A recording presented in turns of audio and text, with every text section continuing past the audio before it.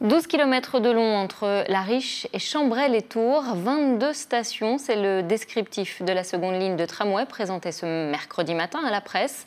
Le tracé par le boulevard Jean Royer est définitivement acté. La mauvaise surprise, c'est le surcoût dû à la hausse des taux d'intérêt, à la flambée des coûts, plus 80 millions d'euros, ce qui porte le budget à plus de 500 millions d'euros. Le point sur le calendrier de ce chantier titanesque avec Sarah Gros. Une seconde ligne sur les rails. Ce matin, les différents acteurs du projet ont révélé le tracé définitif de la future ligne de tramway.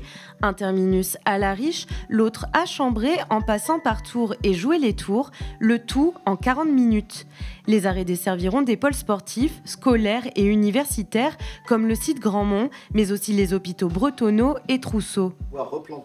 Des études menées depuis un an ont finalement acté le passage par le boulevard Jean Royer. Des nouvelles sont à venir pour préciser la végétalisation et les conditions d'insertion du tramway. Nous avons travaillé aussi pour faire en sorte que le trafic de transit qui aujourd'hui est assez important puisque c'est plusieurs milliers de voitures qui passent soit supprimé. Pour ça, on va avoir un plan de circulation qui ne permettra plus finalement la traversée de ce boulevard de part en part avec des changements de circulation, de sens de circulation. On conserve bien sûr, c'est l'accès aux riverains.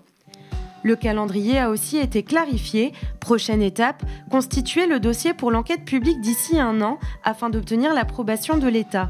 Les travaux pourront commencer mi-2025 jusqu'à 2028, date prévue de l'inauguration de la ligne. Je suis vraiment très, très heureux que enfin ça puisse redémarrer et pouvoir voir les études et bientôt les premiers coups de pelleteuse arriver sur ce chantier vers 2025.